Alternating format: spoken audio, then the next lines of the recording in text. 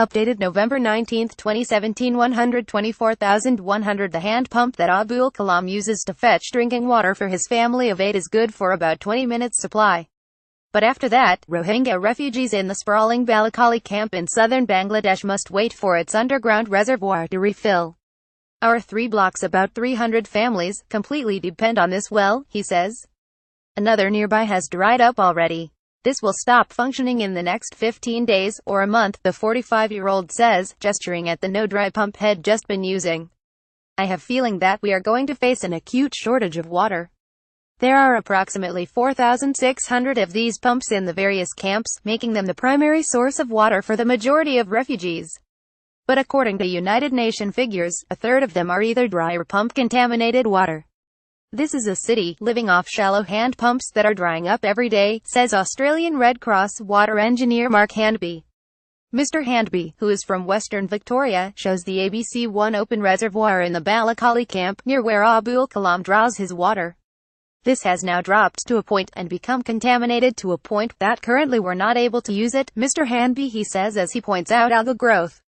It was our urgent option, and now it's gone.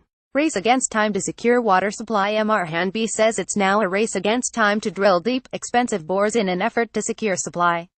How deep? Potentially down to 300 meters, he says, to ensure that we get enough water, and it's safe to drink.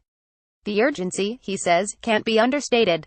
The only alternatives are trying to truck in water for hundreds of thousands of people, or moving the refugees. Although the camp's expansion was ad hoc, the issue is not a lack of planning. The water table simply cannot satisfy the needs of the people who now depend on it. Indeed, Balukhali, one of the biggest camps, means empty sands in Bengali. Taking into account earlier arrivals, 830,000 Rohingya are now camped there and in other settlements carved into the surrounding hills and paddies. Bangladesh has long said it cannot sustain the refugees indefinitely, but that statement, meant as a plea for international help, is now a frighteningly real reflection of their impact.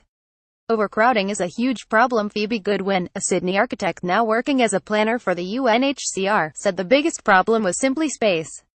As you can see, it's almost a sea of roofs in front of us, she said from a hill overlooking the Kutupalong camp makeshift extension. So overcrowding is a huge problem. Ms. Goodwin is planning new extensions to the camps, and key amongst the tasks is trying to locate latrines away from pump wells so sewage does not contaminate the scarce groundwater. Longer term, there are plans for rubbish incinerators, waste treatment and possibly a solar farm.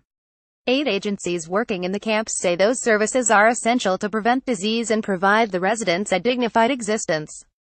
However, Bangladesh has been reluctant to approve some bigger projects, for fear they will encourage the refugees to stay. For most of the Rohingya refugees, the ABC met the prospect of eventual return as a distant consideration, if that. Their energy is focused simply on getting by, on providing their families with the very basics of life. Staring at the semi-functioning pump had just been using, Mr. Kalam's request is simple, if problematic. We need more, he says. If this one stops functioning, then we are going to face severe water crisis. Find out how you can donate to the Myanmar-Bangladesh appeal. Topics: water supply, water management, water pollution, environment, community and society, refugees, immigration. Bangladesh first posted November 19, 2017 055309.